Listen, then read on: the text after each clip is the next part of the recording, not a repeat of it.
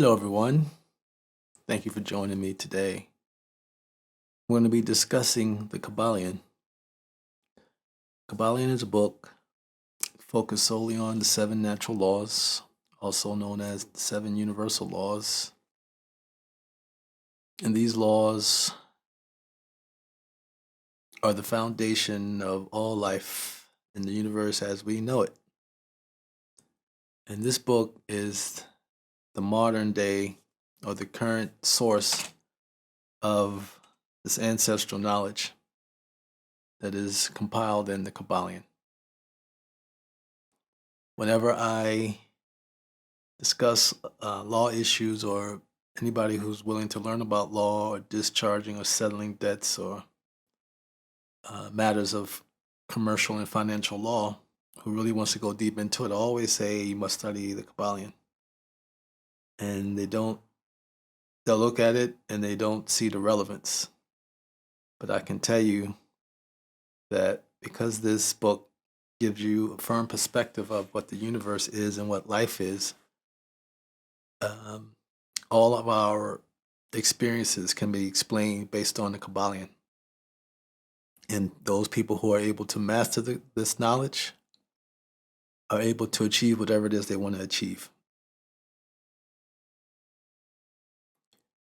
I've studied and I study very successful people, and I'm always looking to see in what ways they've used the Kybalion and the knowledge within the Kybalion.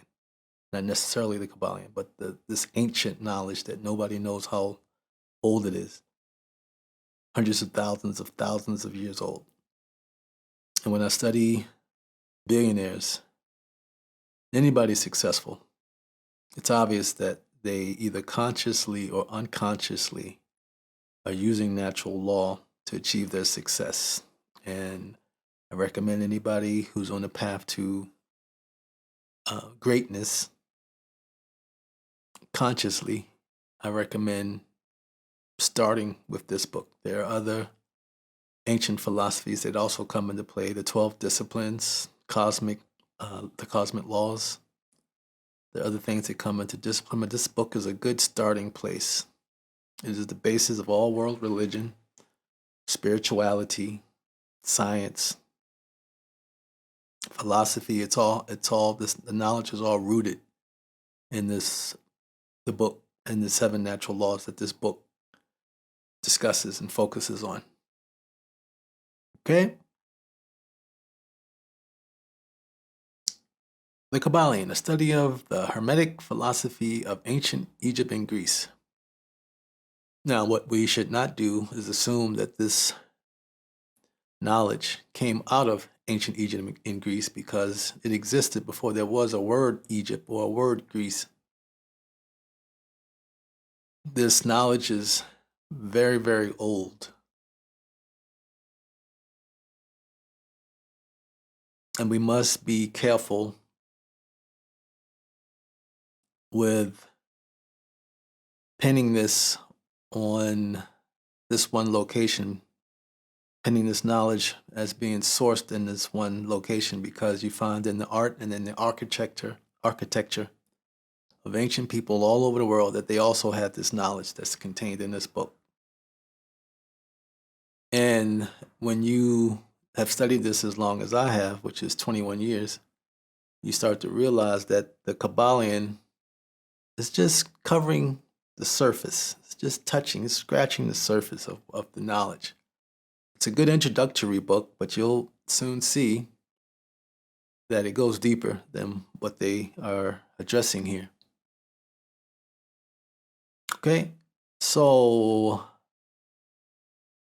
we're going to go to look at the chapters, but I want to say something about the dedication. It's dedicated to Hermes Trismegistus.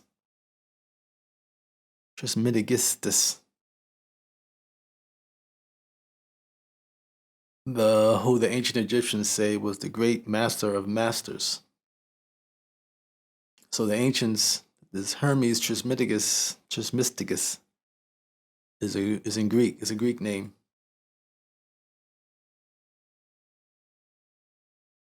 And we must first give credit to what credit is due. Though the Greeks They may have well been Etruscans, but who the three initiates are calling Hermes. The ancients, in a lot of the literature, you'll see that this is Thoth, ancient Egyptian Kemitic god Thoth, who is believed to have come from either Lemuria or Atlantis, depending on who you read and who you want to accept as being correct. Thoth, and that Thoth may or may not have been a real person. That's irrelevant. We're going to focus mainly on the material, because the material was relevant then and it's relevant now. Now, this is a short book, 131 pages. It's a short, quick read. You can read the whole book in 2 or 3 days. But when I was first introduced to this book, I had no idea that it was, I had no understanding about what it was about. I read the words, it had no meaning to me. But what I felt about the book was that the knowledge was valuable. I could feel that it was valuable. I didn't know why it was valuable. I know why now. And I'm still studying the book. I'm fascinated by this material. Okay? So the actual 7 principles start at chapter 7. Okay? The first law is the law of mind, which is the all in all, or the all. The second law is the plane of correspondence. And then we move to the law of vibration, law of polarity, law of rhythm, the law of cause and effect, and the law of gender. We're going to jump to chapter 7. We're going to jump straight to the all in all. Okay, I'm going to start here, chapter 5, the mental universe. The mental universe is what we live in. We live in a mental universe.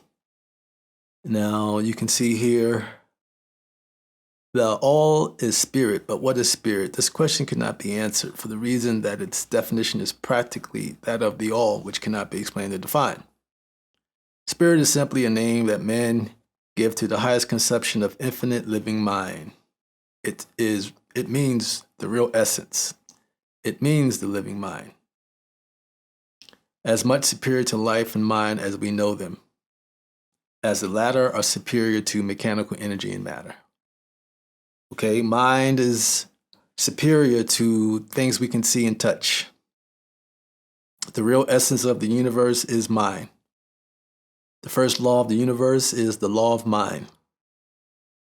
Everything else is an outshoot of mind.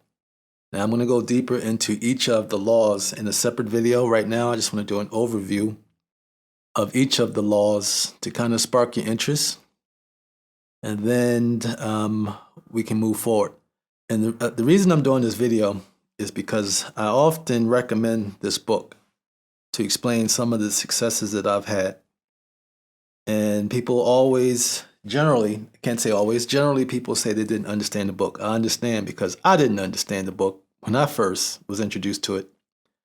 So I want to kind of break it down somewhat into, quote, language, layman's language, unquote, so that we can go past the uncomfortable feeling of not understanding it and being able to go beyond that lack of understanding, because there's a big reward at the end of this.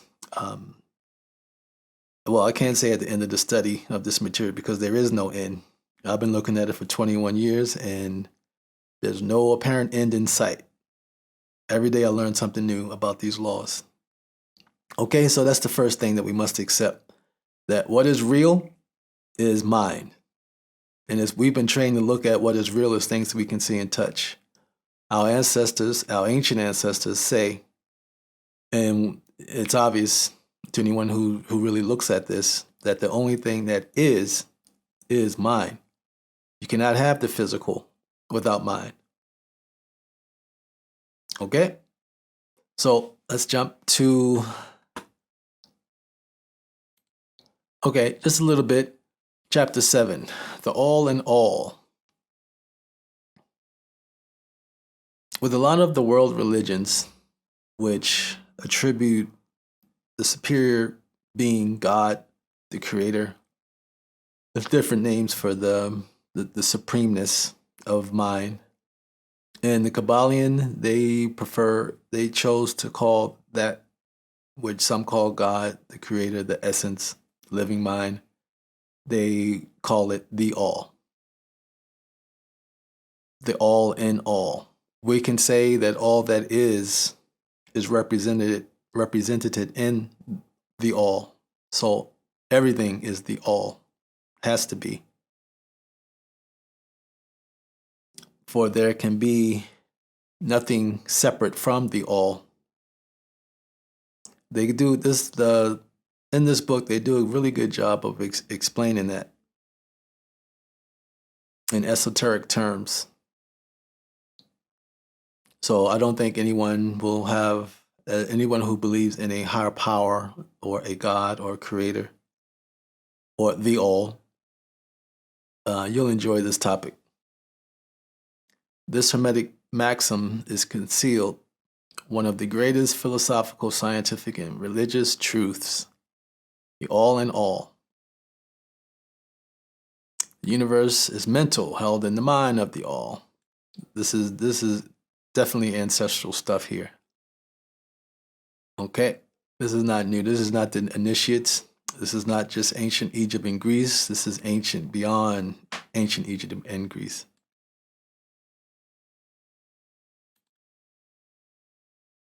The second law of the universe is the law of correspondence. As above, so it is below. As it is below, so it is above. Sometimes you'll also hear it said, so within, so without. As you feel inside is how you experience the world outside. In science, this principle is used a lot, and you see it a lot in science. With the phi ratio. If you're not familiar with the phi ratio, there's a lot of people that have videos on the phi ratio. You see it with in chemistry with the electron orbiting the nucleus. That would be below, and you see it if you accept the concept of planets orbiting the sun. As above, so below. You study the below to understand the above. You study the above to understand the below. The great second Hermetic principle embodies the truth that there is harmony, agreement, and correspondence between the different planes of manifestation, life, and being. Okay, that's the principle of correspondence. Let's jump quickly to... Okay, next we come upon the law of vibration. Quantum physics has proven this to be true in the 1930s and 40s, while our ancestors were well aware of the idea of vibration and motion in created things, even in uncreated things. Mind is vibration and has many different vibrations contained within it. The law of vibration, nothing rests, everything moves, everything vibrates. The great third Hermetic principle, the principle of vibration, embodies the truth that motion is manifest in everything in the universe, that nothing is at rest, that everything moves, vibrates, and circles.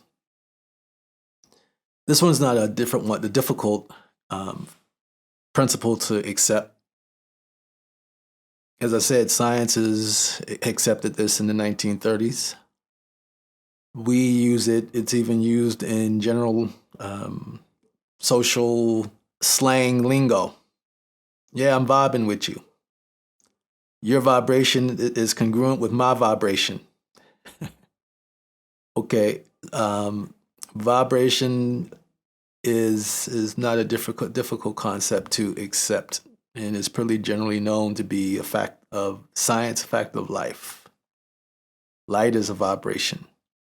Even things that appear to be at rest, table, it's made up of particles that have been proven to be in motion. set a rate of vibration that we can't feel with our senses, feel or see with our senses, but it is fact. And it has been proven in science. Let's jump to the next law, which is the law of polarity. Everything is dual. Everything has poles. Everything has its pair of opposites. Like and unlike are the same. Opposites are identical in nature, but different in degree. Extremes meet. All truths are but half-truths. All paradoxes may be reconciled. Now, when we teach this particular law with our kids at our school, this is something that they get right away. Along with some of the other laws, they get it right away. You cannot define heat. You can only compare it to something hotter or colder. You cannot define height. You can only define it to something that's taller or shorter. Love and hate. There is no hate. There's only love. There is no short. There's only tall. Because there's something that's going to be shorter or always taller than what you're comparing your thing to. We need to be aware of the fact that law of polarity and the law of poles, the duality of our existence, is a part of living in this physical world. And once you get to the point of mastery, you can use all of these laws, particularly law of polarity, to decide what emotion you want to have, how successful do you want to be, how healthy do you want to be. When you understand that there is no disease, there's only health, then it's simply a matter of you moving from a vibration of disease thought to healthy thought, because there is only health, and you can use the idea in your mind, this idea in your mind, that there is no disease. Sounds like a simple thing, especially for somebody who's going through something serious and potentially life-threatening, to say there is no disease. At your essence is thought. The substance of the universe is thought. There is no disease at that level unless you think it and create it and you bring it into existence. Now, moving from a diseased state of mind to a healthy state of mind, it requires a change in thought. And in time, that thought will move to the physical. It will move to this world that we can see and touch by your action. But your action can only begin when you move into the healthy consciousness of thought. This is polarity. All of these laws, once you get to a level beyond just understanding what they mean, to a level where you're actually putting them into your life, everything is possible. Everything is achievable. Let's jump to the next law, which is the law of rhythm. Everything flows out and in. Everything has its tides. All things rise and fall. The pendulum swings, manifests in everything. The measure of the swing to the right is a measure of the swing to the left. Rhythm compensates. Law of rhythm is also not a simple concept to accept and understand. Breathing is rhythm. Sleeping, day and night, the seasons of the year, the tides coming in and out. These are all evident in the law of rhythm. This is something that cannot be denied. Our emotional states are often founded and born out of the rhythm of the day. When I explain the law of rhythm to my students, especially the younger students, it's easy for them to understand that when they come to school in the morning, their emotional state is not of happiness and joy, but their emotional state starts to move towards happiness towards lunchtime. After lunch, it dips back down to less than happiness. And then by 15 minutes before school is done for the day, the emotional state starts to rise again. The vibrational state starts to move towards being happy again. This they know to be true, and they accept, and they understand the rhythm. And once you understand the rhythm, you can change it. Once you become aware that you have these emotional swings throughout the day or throughout the week, then you can change them. Why does Monday feel undesirable compared to a Wednesday, when things start to feel like, okay, the week is almost behind me now, to Friday, where the mood is high again? Once you're aware of these swings, the swings are due to rhythm. You can change them and use them to work for your benefit. Let's jump to the next law, the law of causation. Every cause has its effect. Every effect has its cause. Everything happens according to law. Chance is but a name for a law not recognized. There are many planes of causation, but nothing escapes the law. Things don't just happen. All things have their cause in mind, lower mind or greater mind. If this is something that is difficult to accept, and it was for me, then in time of just pondering and playing with these laws, it will start to make sense that a lot of things that we attribute to chaos and living in a chaotic world can be explained by law of mind. And again, once you understand cause and effect, you take control of the effect because you know the cause. If you know that certain actions produce certain results, then you know to focus on those specific actions. In basketball nowadays, it's pretty commonplace to hear athletes talking about muscle memory and doing something over and over and over and over until it gets into muscle memory. This is cause and effect in action. This is focusing on cause. These athletes are who they are because they focus on cause. They do the thing that produces the effect they want. And the greater ones will put more time into cause to produce the results they want. Now, we can teach ourselves and our children to use all of these laws by focusing on cause, because it's the knowledge of these laws that produce the effects. This is the source of where we can get the effects we want in our lives. Okay, there's more coming. This is great stuff. I love this stuff. Talk about it all day. Let's jump to the law of gender. Now, at this point, if you're still in the video, you know that law of mind is the essence, is the substance of the universe.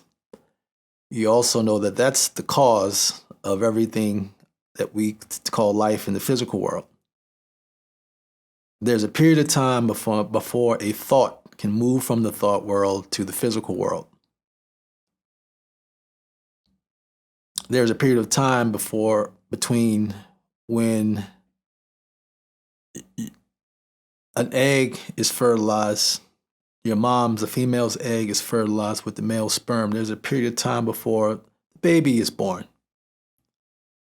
But you needed the you needed the feminine as well as the masculine principle.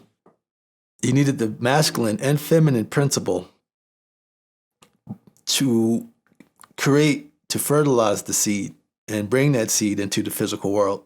And this is true on many levels. In thought, we have feminine and masculine principles that are necessary to bring certain physical manifestations into being. All physical manifestations has a feminine and masculine principle. Gender is everything. Everything has its masculine and feminine principles. Gender manifests on all planes. It is said that we have a masculine mind or a masculine side of the brain and a feminine side of the brain. that anything that we like to bring into this physical world has its feminine principle and its masculine principle responsible for its creation. Let's say you want to go into business. That business is going to require a logical and analytical side of thought.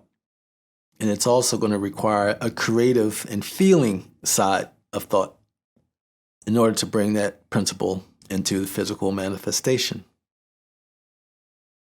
This is the principle of gender. And all manifestations have a gestation period. Now, with this law and combining it with some of the other laws, you see that anything you want to achieve is achievable. You may not want to wait the total gestation period to see the manifestation, which is what we call quitting. But everything that you have in mind, that you set as a goal for yourself, is achievable. It's guaranteed. Every goal is guaranteed. But do you want to wait the gestation period? Have you applied masculine and the feminine principle into the creation of that thing, of that goal? Have you looked at cause and effect? Are you doing the causes that produce the effect that you want? This is the beauty of natural law and our ancestral thought. With gender, the children in our school usually they like to stick to male and female. But gender is not just male and female. It's not just boy and girl. It's not just man and woman. Gender is energy. And even thought has masculine principles or masculine aspect and a feminine aspect. We can look at the law of polarity and say there's only one gender. And at the higher levels of mind, there is only one gender. And then using law of polarity, you have more masculine principle and you have more feminine principles. And you can only compare them to each other. They're relative. That's law of gender.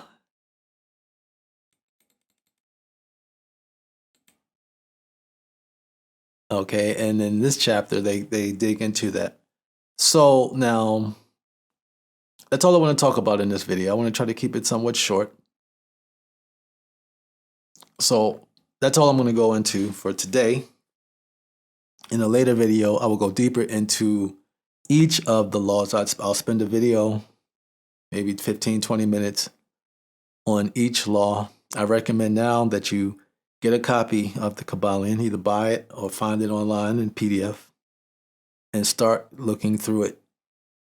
And then once you get to a point of understanding it, then you can start applying it. And you should see right away, depending on how educated you are, educated in the sense of educated outside of this knowledge. You will need to be unschooled, like I had to go through. Because the only thing blocking you from accepting this knowledge is what we have been taught. Okay, so everyone enjoy their day. I'll look forward to having you join me in my next video on this topic. Enjoy your day.